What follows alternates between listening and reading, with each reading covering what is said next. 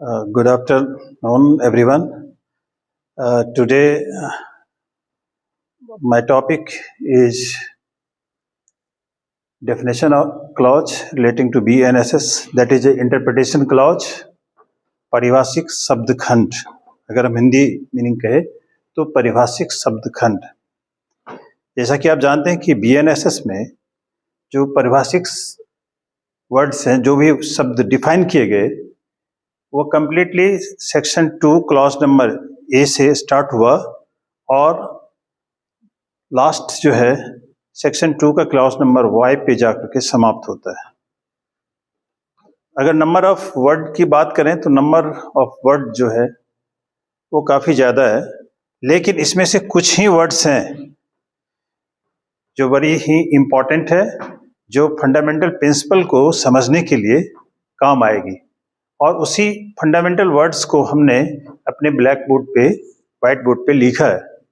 पहला words audio video electronic की बात करता है, दूसरा बेल, तीसरा जो है बेल बॉन्ड, उसके बाद बॉन्ड. इस तरह से आप देखेंगे कि इलेक्ट्रॉनिक कम्युनिकेशन, उसके बाद high court, investigation, inquiry, police report, prosecutors, summon case, warrant case, victim, ये सारे के सारे इंपॉर्टेंट डेफिनेशन है. सवाल तो ये आता है कि डेफिनेशन क्लॉज जो है, इंटरप्रिटेशन वर्ड्स पढ़ना जरूरी क्यों है. तो किसी भी एक्ट को समझने के लिए उसके इंटरप्रिटेशन क्लॉज को पढ़ना इसलिए भी जरूरी है कि अगर आप इस क्लॉज को पढ़ते हैं तो आपका जो बेसिक कंसेप्ट है इस एक्ट से रिलेटिंग वो क्लियर हो जाता है. तो आपके माइंड में होगा कि क्या आपने जो बोर्ड पे सारे डेफिनेशन वाले वर्ड्स लिखे हैं, क्या ये सफिशिएंट है? क्या ये सेम वर्ड्स सीआरपीसी 1973 में था? तो मैं आपको बताऊं कि सीआरपीसी में इतने हमारे डेफिनेशन क्लॉज या इंटरप्रिटेशन क्लॉज या परिभाषिक शब्द नहीं थे. नए वर्ड्स को जोड़ा गया है. और ये जोड़ने का जो रीजन है कि जब किसी भी कंट्री का क्रिमिनल प्रोसीजर्स में अगर कोई चेंज करते हैं तो उस चेंज से जो रिलेटिंग बातें हैं वो परिभाषिक खंड में जोड़ा जाता है. इतना ही नहीं कि अगर जितने भी शब्द यहाँ डिफाइन किए गए, अगर उसमें भी शब्द को डिफाइन करना कोर्ट को लगता है कि एडिशनली जरूरी है, एपेक्स कोर्ट अपने डिसीजन में बहुत सारे परिभाषिक शब्द को डिफाइन करता है, और अगर डिफिनेशन क्लॉज में वो शब्द नहीं है तो स्पेसिफिकली एपेक्स कोर्ट उस पर ध्यान रखती है और वह डिफिनेशन क्लॉज का वह डिसीजन पार्ट भी बन जाता है. अब है क्या कि जैसे मैं एग्जांपल के तौर पे आपको कहूं कि ऑडियो वीडियो इलेक्ट्रॉनिक, ये जो वर्ड्स हैं वह सीआरपीसी में था नहीं. ये इलेक्ट्रॉनिक कम्युनिकेशन, ये भी वर्ड सीआरपीसी में नहीं था. तो इन वर्ड्स को स्पेसिफिकली जो है बीएनएसएस में जोड़ा गया है. अब बीएनएसएस में जो अभी तक इन्वेस्टिगेशन, इंक्वायरी और ट्रायल का प्रोसीजर्स था, वो प्रोसीजर्स पेन और पेपर से चलता था. सारे कोर्ट के प्रोसीजर्स या पुलिस अपने सिस्टम को पेन और पेपर के थ्रू ही चलाया करती थी. और आज के डे में पेन पेपर के अलावा जो इलेक्ट्रॉनिक मोड्स की आवश्यकता है, चाहे तो पुलिस को या कोर्ट को, उसके लिए यहाँ इलेक्ट्रॉनिक कम्युनिकेशन और ऑडियो वीडियो जो डेफिनेशन है उसको पार्ट को कंसीडर किया है. और this is one of the drastic change in a BNS and it is one of the paradigm shift of the CRPC into BNS. Let's start the first definition, section 2, clause number A, audio video electronics. What it constitute? Audio video electronics shall include use of any communication devices for the purpose of audio conferencing, a recording process of the identification, search and seizure, transmission of electronic communication and such other purpose, and by such other means the state government may by rules provided. ये definition कहना चाह रही है कि audio video electronic जो conferencing है या पहचान की जो प्रक्रिया है रिकॉर्डिंग के दौरान या खोज या इलेक्ट्रॉनिक कम्युनिकेशन का जो प्रसारण है, ये सारे उद्देश्य स्टेट गवर्नमेंट के नियमों के अनुसार ये काम करेगी और इस नियमों के अनुसार काम करेगी कि किसी भी संचार उपकरण का उपयोग इसमें भी शामिल होगा। और इसी बात को ध्यान में रखते हुए जो पहले एफआईआर भी लॉन्च होता था सेक्शन 154 सीआरपीसी में, तो उसका जो मोड हुआ करता था वह पेन और पेपर था, लेकिन आज इलेक्ट्रॉनिक मोड्स में एफआईआर जो है फाइल होती है। और ये बातें सेक्शन 173 का क्लॉज नंबर 3 ऑफ बीएनएसएस में लिखा गया है। इतना ही नहीं, जीरो एफआईआर का जो कंसेप्ट सेक्शन 175 में है वह भी इलेक्ट्रॉनिक मोड्स में फाइल हो सकता है। अगर हम बात करें एग्जामिनेशन ऑफ विटनेस, जो बीएनएसएस का सेक्शन नंबर 180, 180, 181 और 182 में है, जो सीआरपीसी में सेक्शन नंबर 160, 161 और हम 162 में जो पढ़ते थे विटनेस का, वो सब सारी बातें इलेक्ट्रॉनिक्स मोड्स में आज के समय में संभव है। अगर हम बात करें जो एक्यूज का एविडेंस जो सेक्शन नंबर 308 बीएनएसएस में है, वह भी इलेक्ट्रॉनिक मोड्स में हो सकता है। या प्रोसेस ऑफ आइडेंटिफिकेशन जो बीएनएसएस के सेक्शन नंबर 54 में है, वह भी इलेक्ट्रॉनिक मोड्स में संभव है। सर्च एंड सीजर का जो प्रोसीजर है जो 105 में हम पढ़ते हैं, वह भी इलेक्ट्रॉनिक मोड्स में उसकी रिपोर्ट जो है फाइल हो सकती है। अगर हम एग्जामिनेशन ऑफ विटनेस की बात करें तो सेक्शन 180 मैंने अर्लियर ही डिस्कस किया है। अगर हम framing of charge by the court of session की बात करें जो सेक्शन नंबर 251 में है, चैप्टर नंबर 19, वह भी इलेक्ट्रॉनिक मोड्स में हो सकता है। इवन दो जो जजमेंट कोर्ट प्रोनाउंस करेगी वह भी इलेक्ट्रॉनिक मोड्स में हो सकता है। 392 सेक्शन 392 ऑफ बीएनएसएस में इसकी बात की गई है। तो मुझे लगता है कि ऑडियो वीडियो इलेक्ट्रॉनिक पे हमने बातें कर ली। अब जो हमारा दूसरा डेफिनेशन क्लॉज है सेक्शन 2B बेल, और मैंने यहां लिखा है read with section 478 to 496 that is chapter number 35। अगर बेल का प्रोविजन को देखा जाए तो वो मेन सारे प्रोविजंस चैप्टर नंबर 35 में लिखे गए। लेकिन जब हम क्योंकि यहां बात कर रहे हैं डेफिनेशन क्लॉज का, इंटरप्रिटेशन क्लॉज का, तो बेल का एग्जैक्ट डेफिनेशन क्लॉज में डेफिनेशन क्या है? तो जब हम सेक्शन 2B को पढ़ते हैं तो वहां लिखा हुआ है bail means release to a person accused of or suspected for the commission of the offense from the custody of the law upon certain condition imposed by an officer or court and executed by the person in bond or bail। मतलब जमानत जो है, जो हम बात कर रहे हैं बेल का, तो बेल क्या कह रहा है कि पर्सन को, एक्यूज को, सस्पेक्ट को रिलीज किया जा सकता है। मतलब रिलीज ऑफ द एक्यूज और suspect from the custody of the law, sorry, custody of the law और on the condition which is imposed by either police officer or court, either on bond or bail। This is one of the significant definition given in section 2B of CRPC of BNSS। अब जब हम इसमें जमानत की बात कर रहे हैं तो जमानत में दो बातें बड़ी इंपॉर्टेंट हो गया कि पुलिस ऑफिसर और कोर्ट चाहे तो संदिग्ध को और एक्यूज को दोनों को छोड़ सकती है, और कैसे, तो चाहे तो बेल पे या बॉन्ड पे। इसका मतलब कुछ कंडीशन जो लगाएगी इंपोज करके वो उसको छोड़ सकता है।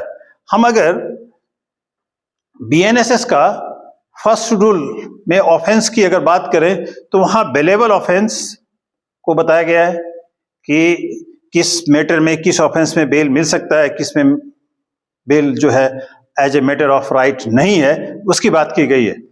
और इस शेड्यूल में जो ऑफेंस बेलेबल है वह एक्यूज जो है सर्टेन डॉक्यूमेंट्स को अगर फर्निश कर देता है, कोर्ट को दे देता है, तो कोर्ट जो है अपनी डिस्क्रिशनरी पावर यूज करके उस व्यक्ति को जो एक्यूज को जो है रिलीज कर सकती है।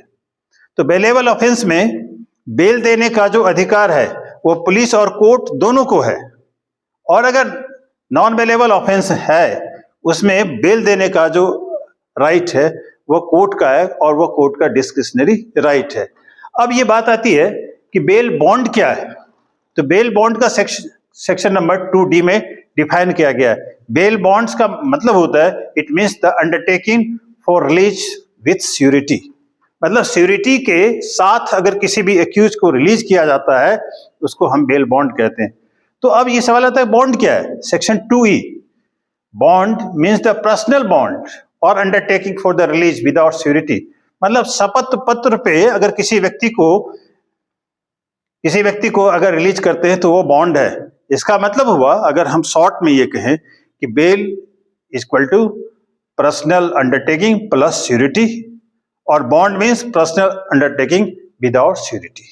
ये हमने सिंपल सा डेफिनेशन यहाँ आपको एक्सप्लेन किया।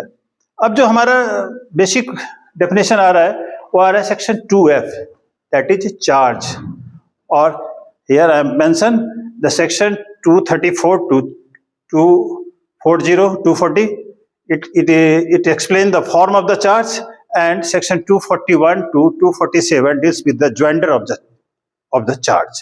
So first of all we discuss the definition. Charge includes any heads of the charge when the charge in certain more heads than one. मतलब चार्ज का जो BNSS में डेफिनेशन वैसे ही दिया गया है जैसे CRPC में था।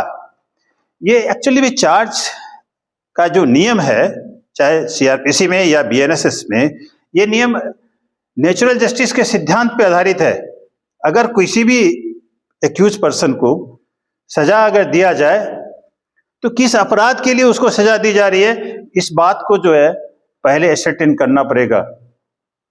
मतलब मिसकैरेज ऑफ जस्टिस को रोकने का जो तरीका है वह चार्ज है, और इसीलिए चैप्टर नंबर 18 और उसका जो सेक्शन नंबर 234 से 240 मैंने बोला था कि फॉर्म ऑफ द चार्ज की बात कर रहा है। इसके अलावा भी अगर हम बात करें तो चैप्टर नंबर 19 के भीतर सेक्शन नंबर 251 जो framing of charge by the court of session की बात करता है, और अगर हम बात करें चैप्टर नंबर 20 के भीतर तो चैप्टर नंबर 20 में सेक्शन नंबर 263 जो framing of charge by the magistrate की बात कर रहा है on the basis of the warrant case, उसकी बात हो रही है। तो मैंने चार्ज की भी बात कर ली, क्योंकि मैं डेफिनेशन क्लॉज की बात कर रहा हूं तो मैं रेस्पेक्टिव प्रोविजंस रेस्पेक्टिव चैप्टर के भीतर डिस्कस करूंगा। अब हमारा सेक्शन है 2G, कॉग्निजेबल ऑफेंस।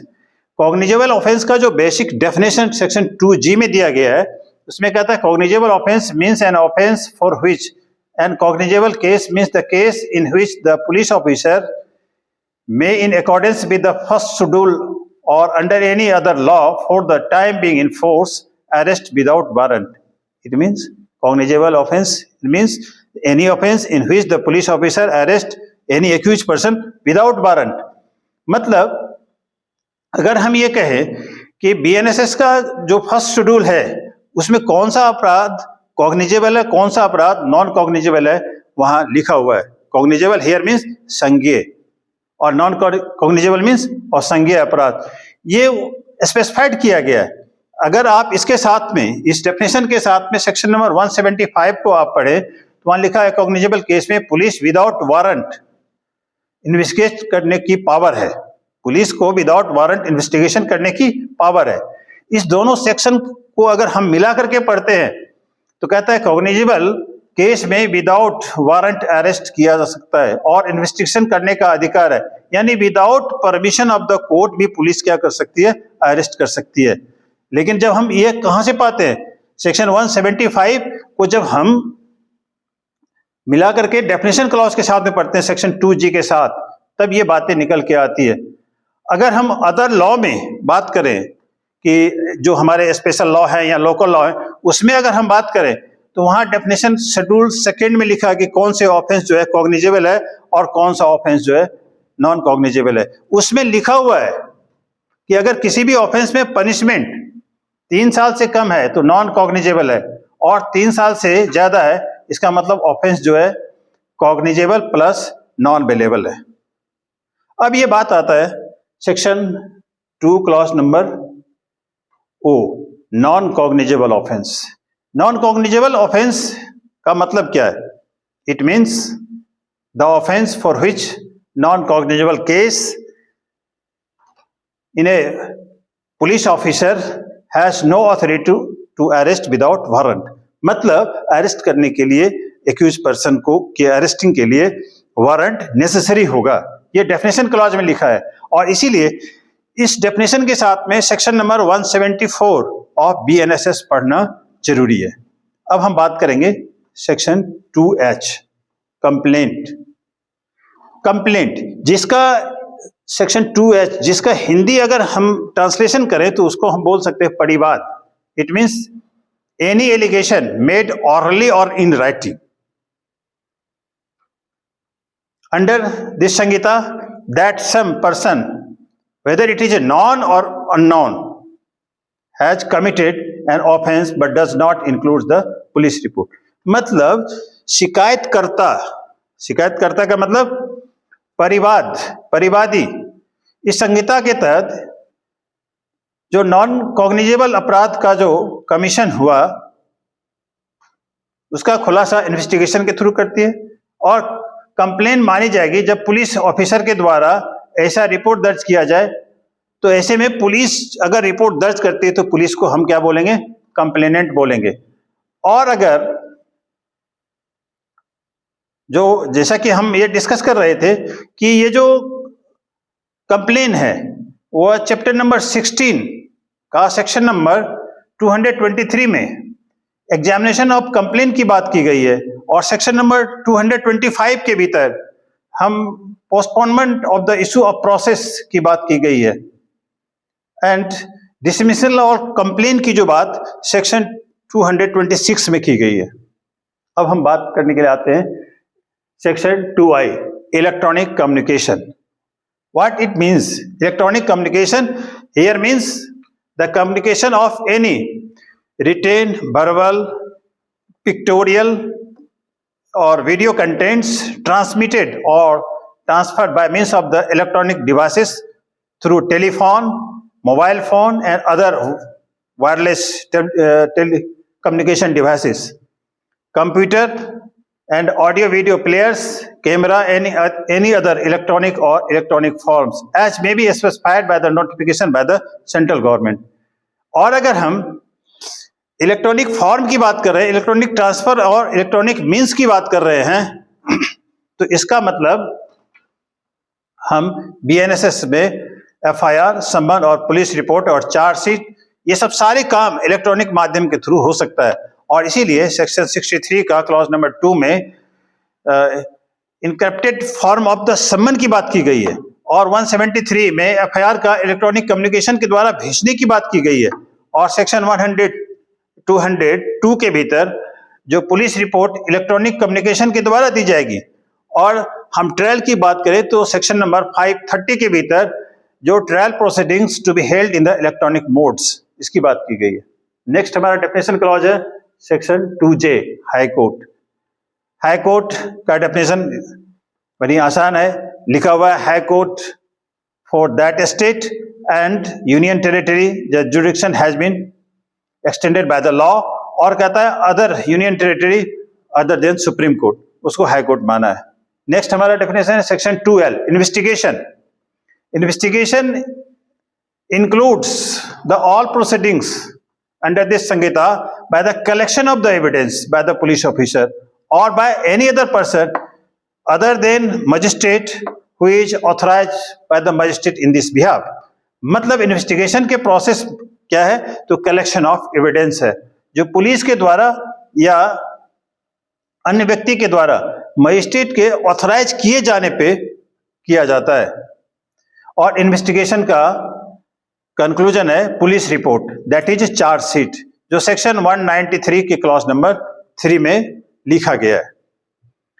हम mandatory filing of the police report की अगर बात करें तो जब इन्वेस्टिगेशन होता है उसके 90 डेज के भीतर रिपोर्ट को मैंडेटरी है कि फाइल किया जाना चाहिए, और अगर ऐसा नहीं होता है तो क्लोजर रिपोर्ट जो है फाइल किया जाएगा।